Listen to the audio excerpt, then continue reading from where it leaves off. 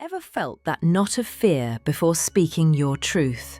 Terrified of judgment? Chloe did. She hid her heart in poetry, too scared to share it. But tonight, everything changes at an open mic night.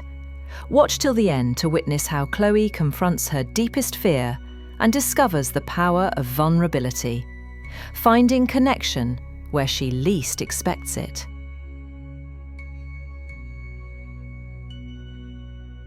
Chloe sat at the corner table of the bustling coffee shop, her slender fingers gripping a folded piece of paper tucked deep into her pocket.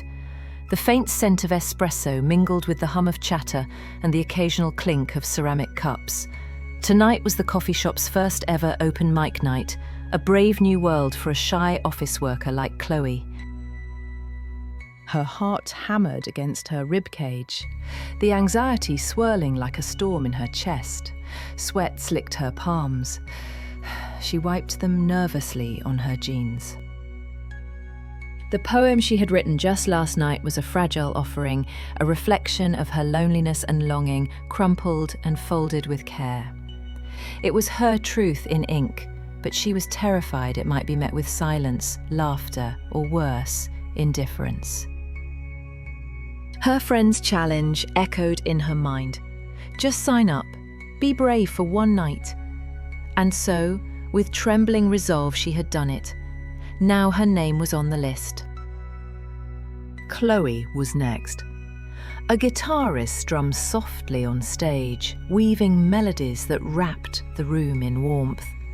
Then a comedian delivered a few sharp, quick jokes, drawing laughter that throbbed like music in the walls. Chloe's throat tightened. What if she was nothing like them? What if her poem fell flat, making her look small, pathetic? Her mind raced with a parade of worst-case scenarios.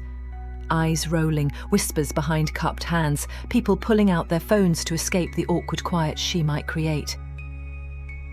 She was ready to bolt. The door seemed close enough to touch. Her legs felt like lead, but her body trembled with a fierce, strange hope that whispered, "Just try." Then the host's voice rang through the room, clear and welcoming. "Next up, Chloe." Time slowed. Every beat of her heart felt magnified. She stood, the weight of many invisible eyes pressing down. With steps that felt like wading through thick water, she made her way to the small stage. The spotlight was warmer than she expected, and much brighter. For a moment, she dared not look at the faces in front of her. Instead, she pulled the folded paper from her pocket and unfolded it carefully, feeling the edges like lifelines.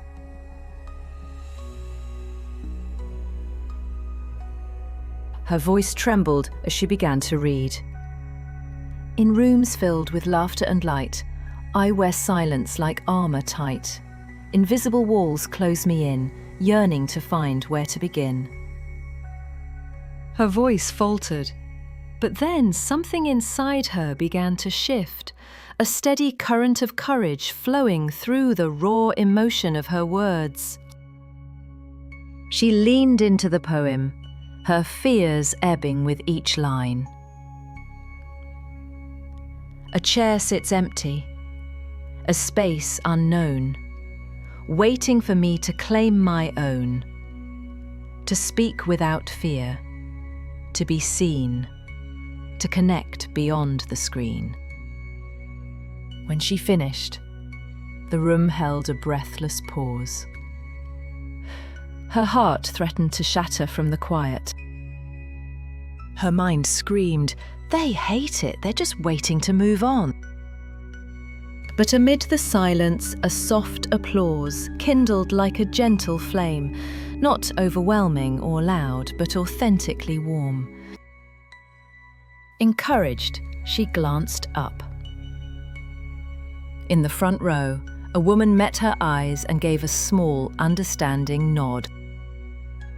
In that single gesture was acceptance and connection, the very thing Chloe had longed for. In that moment, the roaring fear of judgment shrank to a whisper. The empty chair was no longer just a symbol of solitude. It became a place of belonging. Chloe realized she didn't need everyone to love her words. She only needed one person to hear them. Stepping down from the stage, the lesson lingered. Vulnerability wasn't weakness, it was the bridge to others. Anxiety might visit again, but now she knew she had the strength to face it, one tender word at a time. Chloe began to journal every day when she got home from school to track her anxiety.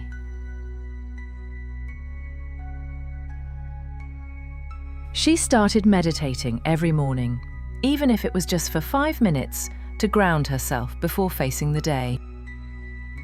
Chloe also began to practice self-compassion, reminding herself that it was okay to feel anxious and that everyone makes mistakes. She learned that the empty chair wasn't just a place of belonging, but also a reminder that she had the strength to fill it with her own voice.